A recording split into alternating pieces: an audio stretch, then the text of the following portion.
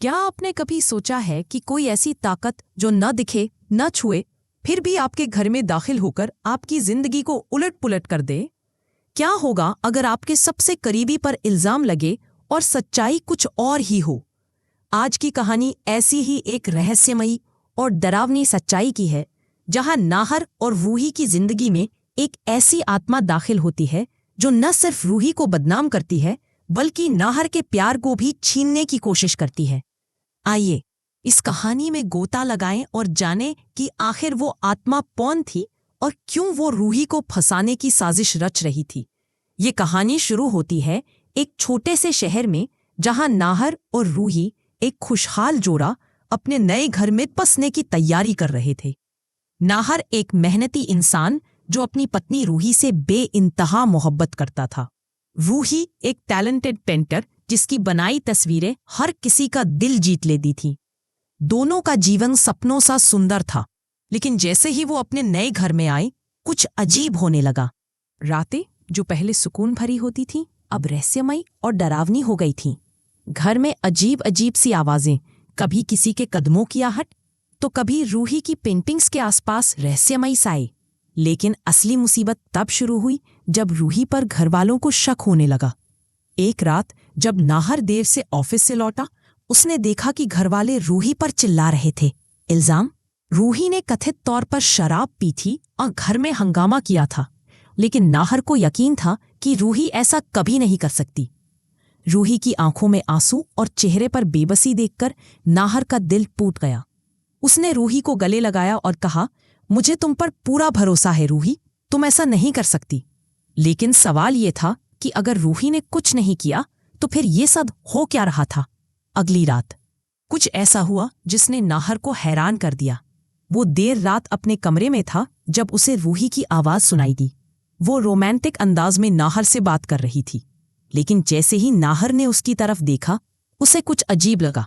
वो रूही जैसी दिख रही थी, लेकिन उसकी आंखों में एक अजीब सी चमक थी जो नाहर को पहले कभी नहीं दिखी थी।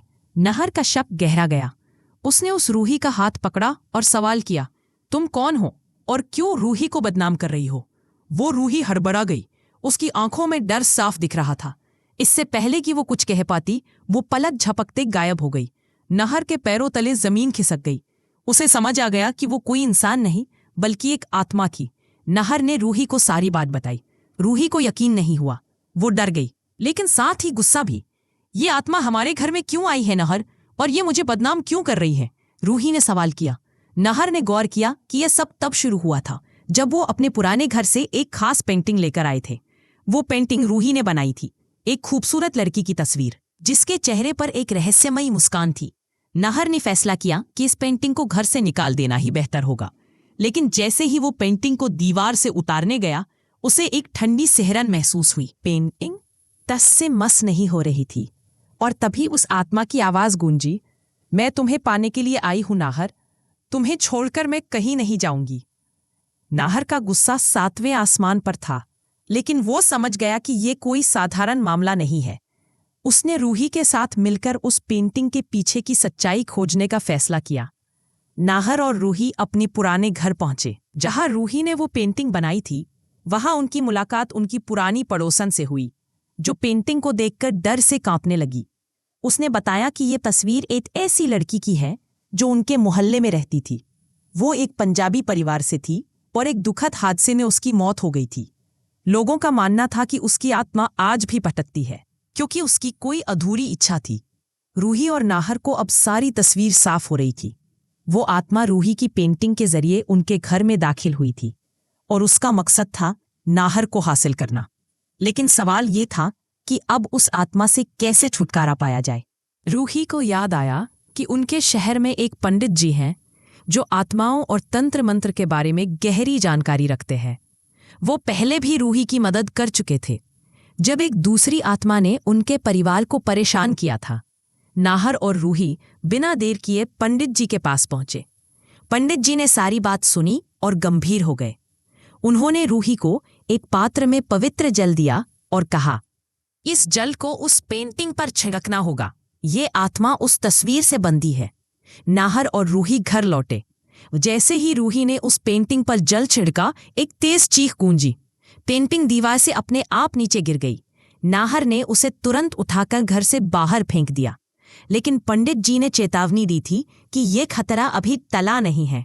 उस आत्मा की शांति के लिए एक बड़ी पूजा करवानी होगी, वरना वो फिर लौट आएगी। पूजा की तैयारियां शुरू हुई, लेकिन आत्मा ने हार नहीं मानी। रात को अचानक बिजली चली गई और घर में अंधेरा छा गया। रूही को लगा कि कोई, उसने चिल्लाकर नाहर को बुलाया। नाहर ने मोमबत्ती जलाई और देखा कि रूही के पास कोई नहीं था, लेकिन कमरे में ठंडी हवा चल रही थी और पंडित जी की दी हुई माला फर्श पर टूटी पड़ी थी। पंडित जी ने बताया कि आत्मा अब और गुस्से में है, क्योंकि वो नहीं चाहती कि पूजा पूरी हो। लेकिन नाहर और रूही ने हिम्मत नहीं हारी। अगले दिन पूजा पूरी हुई और जैसे ही पंडित जी ने अंतिम मंत्र पढ़ा, एक तेज रोशनी पूरे घर में फैल गई। आत्मा की चीखें धीरे धीरे शांत हो गईं। आखिरकार रूही और नाहर की जिंदगी में शांति लौट आई। वो पेंटिंग अब उनके घर में नहीं थी और आत्मा का साया भी हमेशा के लिए खत्म हो गया। इस कहानी से हमें एक सबक मिलता है, कभी कभी जो दिखता है वो सच नहीं होता, पर सच्चाई को सामने लाने के लिए हिम्मत और विश्वास की जरूरत होती है। तो क्या आप भी मानते हैं कि रूही और नाहर ने सही किया जो उस आत्मा का सामना किया? कमेंट्स में अपनी राय जरूर बताएं। और अगर आपको ये कहानी पसंद आई तो वीडियो को लाइक और शेयर करना न भूलें।